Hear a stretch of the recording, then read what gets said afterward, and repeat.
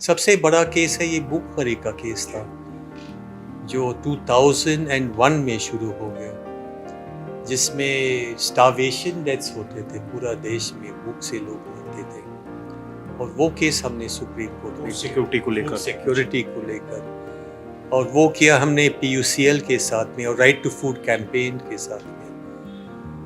और वो केस जब सुप्रीम कोर्ट के सामने आई, मुझे याद था उस वक्त जस्टिस कृपाल था, और जस्टिस कृपाल का ह्यूमन राइट्स के बारे में उसका ज़्यादा इंटरेस्ट नहीं था, तो मेरा उम्मीद नहीं थी कि कुछ होगा इस केस में।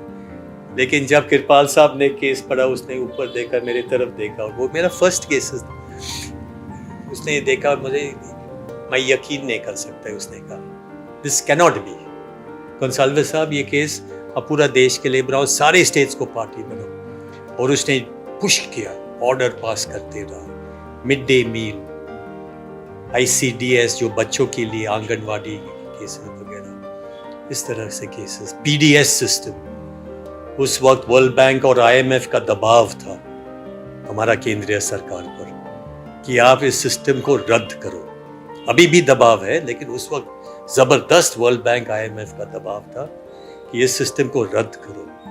आप पैसा वेस्ट करते हो, यूनियन ऑफ इंडिया पैसा वेस्ट करते हो, गरीबों के लिए सब्सिडाइज अनाज क्यों दे, काम करने दो उनको, काम करो, कमाओ और ये राशन खरीदो।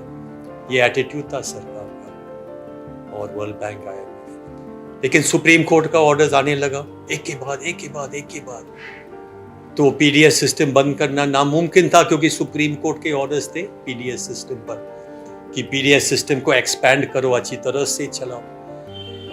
तो बहुत सारे ऑर्डर्स आना शुरू हो गया और उससे PDS सिस्टम बच गई, फूड सिक्योरिटी बच गया। और आखिर में ये नया कानून आया ना, फूड सिक्योरिटी एक्ट 2013, और उस वक्त 40% लोगों को राशन कार्ड मिलता था, अभी 70% लोगों को मिलता है। तो काफ़ी उसमें मतलब सक्सेस स्टोरी जैसा है। हालांकि मैलन्यूट्रिशन है हमारा देश में, मेरे ख्याल से थोड़ा कम हो गया शायद, या उतना ही है मेरे ख्याल से जो 20 साल पहले था।